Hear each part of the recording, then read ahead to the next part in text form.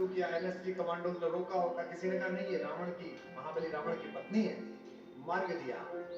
वो पीछे की तरफ से आई मिलने के लिए, उनके उत्तरीय का आंचल के कोने की छाया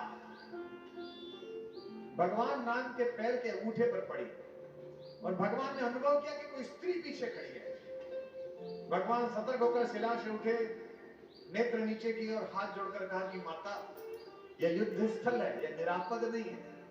यहाँ शस्त्रों के टूटे हुए टुकड़े पड़े हुए हैं, आपको चोट लग सकती है।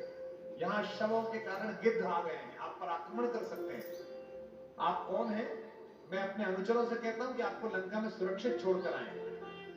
मंदोदरी ने कहा कि राम, मैं महाबली रावण की पटरानी मंदोदरी हूं। भगवान ने और विनम्र भाव से सिर झुकाया और कहा, पंचकन्याओं में पूजित महासती माता मंदोदरी को मैं प्रणाम करता हूं और मुझे आपकी हानि पर शोक है। मैं आपसे क्षमा चाहता हूं कि मेरे कारण आपके वीर स्वभाव वाले पति का निधन हुआ, क्योंकि वो कुमार्ग पर थे। तो उन्होंने कहा, मैं तुम्हारी क्षमा याचना और शोक संदेश लेने नहीं आई, मैं तो ये जानने आई हूं तुम में ऐसा क्या विशेष है कि जिसको कोई नहीं हरा पाया पृथ्वी पर, उसे तुमने हरा दिया, उसे मार दिया। राम ने कहा, मुझ में कुछ विशेष नहीं है, कुल की शिक्षा है, गुरुओं का संस्कार है, मुझ में केवल यही विशेष है, मुझ में कुछ विशेष नहीं, मैं सामान्य मनुष्य हूं। मंदोदरी ने कहा, तुम अपने मुख से मत लो, पर मुझे पता चल गया तुम में क्या विशेष है, मैं जाती हूं। अब राम ने जिज्ञासा से पूछा कि माता, आपको जो पता चला वो मुझे भी बताते चले, मुझे भी पता चले मुझ में क्या विशेष है।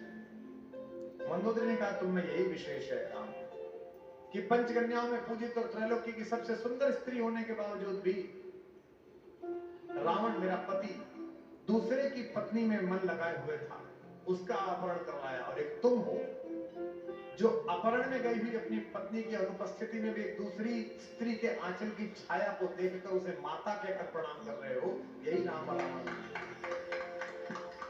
तो ये जो इच्छाओं का शरीर है, व्यास जी आप पूछ रहे थे सुबह कि आपको क्या इच्छा है, आपको क्या पसंद आता है?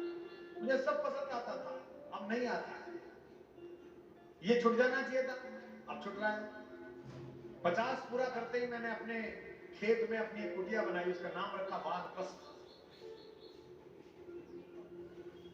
और उससे पहले ही संन्यास्त हो जाएंगे। इच्छाएं अंत नहीं, इनकी भी इच्छा है। महाराज सामने बैठे 3 दिन से आशीर्वाद दे रहे, मोक्ष की इच्छा है इनकी, भगवान के दर्शन की इच्छा है, जगत के कल्याण की इच्छा है, अभयदास जी की भी इच्छा है, पूरे विश्व में सनातन का काम कर लो। आधे टाइम भी हवाई जहाज में रहते हैं, आज स्विट्जरलैंड में हूँ, आज ब्राजील में हूँ। मैं तो ऊपर कोई भी हवाई जहाज जा रहा होता है छोटा वाला, तो मैं देख के हाथ हिला देता हूँ कि मेरे दोनों भैयाओं में से एक जा रहा होगा, तो धीरेन्द्र जा रहे होंगे या अभयदास जा रहे होंगे। ये दोनों आधे टाइम जहाज में उड़ते रहते हैं। अच्छा इच्छा है, सांसों की सीमा निश्चित है, इच्छाओं का अंत नहीं है। सांसों की सीमा निश्चित है, इच्छाओं का अंत नहीं है। जिसकी कोई इच्छा ना हो ऐसा कोई संत नहीं, सबकी इच्छा, मेरी भी इच्छा है। लेकिन ये इच्छाओं का जो शरीर है, इसकी गाड़ी को हल्के हाँकना है प्रेम जी। महत्वाकांक्षा रखनी है ऐसी कि एक दिन इस जिले का नहीं पूरे राजस्थान का भला करो, लेकिन लोभ शून्य रखना है कि जो मिले तो अच्छा।